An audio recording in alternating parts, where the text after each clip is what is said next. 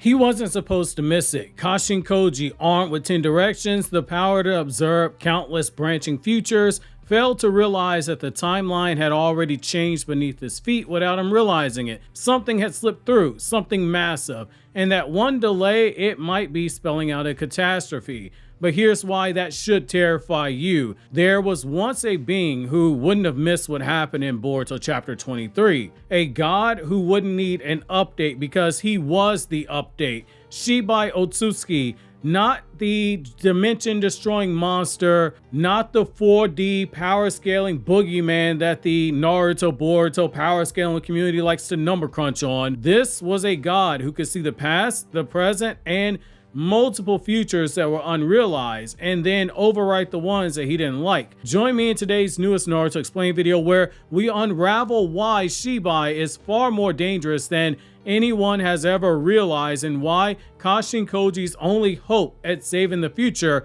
now lies in aligning with the very forces that were born from the Shibai DNA that exists in the Naruto world currently. In short, this video is going to prove to you why Shibai was just him. So let's look at Shibai's true power set.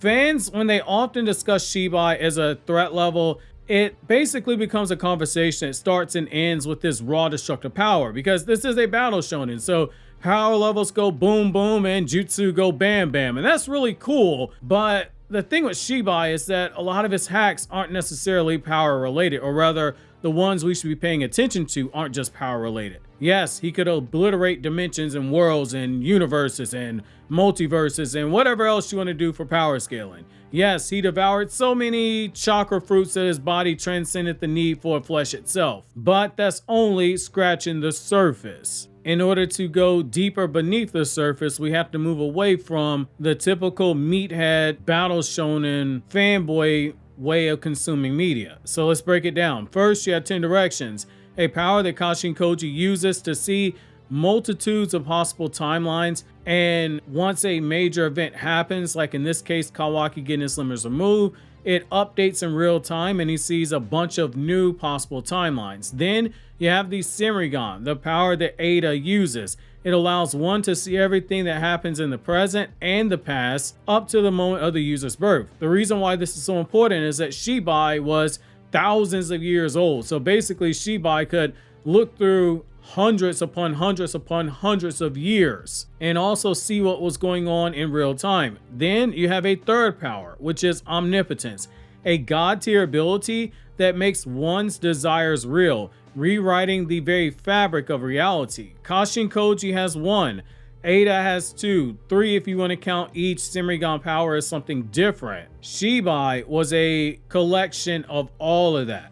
That means that Shibai wasn't just predicting futures. He could monitor the timeline from every possible angle, the past, the present, and the future, and he could theoretically change it if it didn't suit his will. Say if someone like Kawaki unlocked their limiters and he said, I don't like that, Omnipotence turns desires into reality. He could just think of something that directly counters that and it comes into existence. Ada can't control their powers. Shibai could. Imagine if we had details that slipped through the cracks like what happened with Koji. Koji missed that timeline that we just saw. So Shibai in that scenario could use a Sirigan to go back and watch what specifically changed. He could use 10 directions to project what might happen next, and he could use Omnipotence to alter the event entirely and change the circumstances to a way where it directly benefits him. Shibai, in a lot of ways, based on what we have now that we've seen all these powers in detail, he wasn't just reacting to the future, he could also cultivate it. And that's what's very interesting, because it opens up the door. Did Shibai foresee any of the stuff that's going on now? Because all we're told is that he got to a point where he transcended needing a body, but he still exists. The physical body is just dead. In chapter 23 of Boruto 2 Blue Vortex, we saw that game-changing moment. Kashin Koji was off guard. His 10 directions ability updated in real time. It had been several days since he got his last update, and it's because Kawaki got his limbs removed sooner than what Kashin Koji had expected. And that chilling part, due to Koji being a mere mortal, he didn't know it happened until the update came into place. He couldn't see the trigger. He had to guess himself, and you can better believe in the next chapter he's going to ask Ada to verify for him. That tiny blind spot, it could have resulted in the world ending, and he would not know until it happened. He just got lucky here. This was a change that might be for the better, but what if another change happens and he's done all this plotting and planning, say that other change leads directly to a chakra fruit? It's something to keep your eyes on because it is something that opens up a terrifying truth.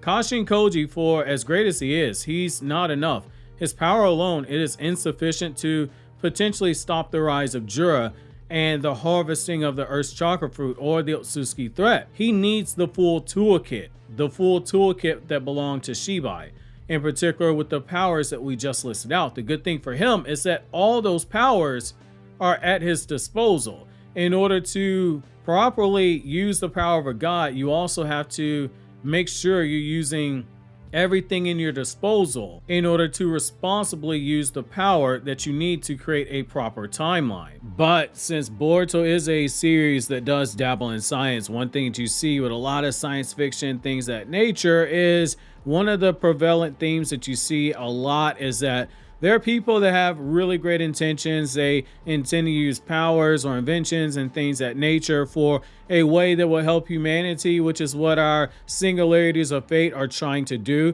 They're trying to bring about the best possible future. And yet the thing that we always see is that the road to hell is paved with good intentions. They mean well, but something backfires because they are dabbling in things that they don't truly understand. That brings us to what could be potentially Kashin Koji's next phase of his plan. Koji's path forward is truly the Ada Alliance. For Koji to continue to navigate this chaotic timeline and prevent a world-ending harvest, he needs to do two things. He needs to use Ada's powers intentionally and not passively. And he also needs to get Boruto back on script, willingly, not through force, and not through deception. Deception is the reason why we're in the situation we're in now. That's why Boruto went out there to confront Jura, because Boruto's like, wait a second, I don't want anybody else to die. I don't want a proper timeline if it means that people have to die. He kept people in the dark, and that led to Boruto going out there, and you better believe that it's making Ada feel some kind of way as well, because Koji's shown he's not above allowing others to be sacrificed. Ada possesses two of Shibai's god abilities, the Semigon and Omnipotence, but she lacks the control and the maturity to fully wield them in a proper way. As Momoshiki said, Amato was a fool for giving a teenage girl powers such as this, thinking that she could use them. Is too much for her. Kashin Koji, with his tactical mind and insight, he must end up becoming her compass. He needs her to fill in the gaps that Ten Directions misses, to be his eyes on the past and the present, and to keep him continuously updated. Right now, she's kind of using those eyes at will. When she's in contact with Kashin Koji, she's only looking when he needs her to, but she's not looking all the time. If Koji knows that there are certain things that could happen in the future, she needs to be watching those characters that play crucial roles and keep Koji updated in real time. And then there's Boruto. Right now, he's walking his own path. He's being brilliant, but he's also being a bit unpredictable. If Koji can't bring him back into alignment with a greater vision, they risk shattering the timeline potentially beyond repair. Koji must inspire, not manipulate. In so many ways, he's got to become his genetic parent, Jiraiya. Jiraiya would not do this. Jiraiya would guide, he would not control. This goes into the whole nature versus nurture aspect. He needs to tap into Jiraiya's nature and not the manipulation and the gaslighting that Amato nurtured into him. This isn't about domination either. It's about unity of will, because in the absence of the true wielder of that power, Shibai Otsutsuki, it's now humanity's job to use these powers that has been gifted to them by Amato.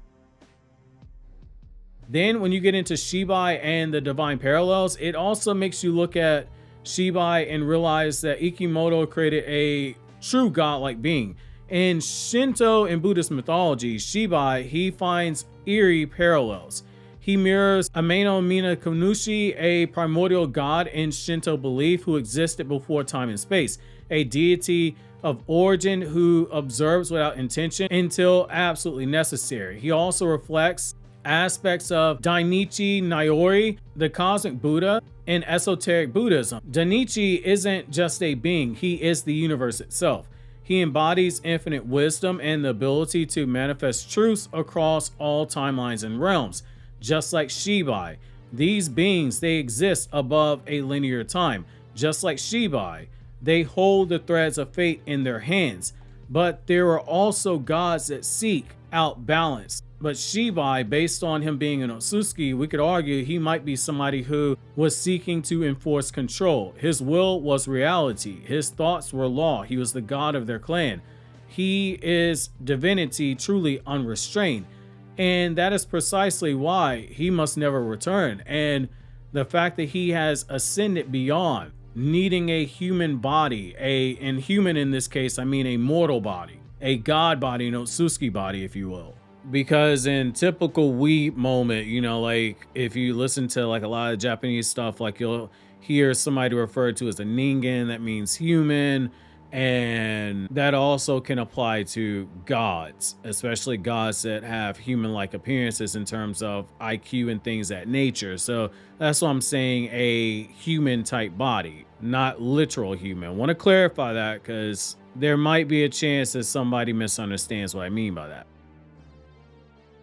The fact he no longer needs a body, it does make you wonder, are there potential seeds being planted for somebody else to get all of Shibai's abilities into them, or for someone else to enforce Shibai's will? Because it is kind of important to note, like we were told in pretty good detail what the clan law of the Otsutsuki clan is, and Ishiki had the passing line to code that they cannot allow the will of the Otsutsuki to extinguish. So there might be something else there, but Shibai for the most part is being built and set up as being different, not necessarily ideology wise, but just different in terms of every definition of the word. Shibai Otsutsuki, he wasn't just a god of destruction. This chapter proves he was a god of systems, of sight, of memory, of future crafting and reality warping. And through Ada and Koji, people who have fragments of the power that he possessed, his power still lives on. And it truly just shows us that when it comes to strength in the Naruto world, there are forms of strength that exist well beyond the power scaling metrics. And that's what makes this whole thing very interesting, because fragments alone, they won't be enough. The stakes are clear. Koji and Ada, they have to unite Koji's 10 directions with Ada's ability to use a Senrigan. He must also bring Boruto's brilliance back into the path of trust. They must all together represent singularities of fate, being the past, present, and future. Only then can they truly hope to prevent Jura from turning the earth into another fruit-bearing corpse, or potentially Jura laying the groundwork for something even darker. It does make you want to ask these questions. Do you think that Koji can truly guide Boruto without becoming something that Boruto will refuse to work with? It makes you wonder, will Ada choose to become something greater than just a puppet of power? Because that's what she is right now. It's basically lapdog, like, hey girl, I need to know what's going on here right now. Hey girl, I need to know what's going on 5 hours ago. She's a surveillance camera. And it also makes you wonder, if Shibai's consciousness is still lingering, who would notice it first among these people? Obviously, if you enjoyed this video, don't forget to like, subscribe, and hit that notification bell, because this battle is far from over, and we'll be watching just like Shibai Otsutsuki once did. Just like you could be watching these videos here on the left that are from the Naruto Explained channel, or over here on the right, the channel, some other 2 anime channels where I talk about non-Naruto content.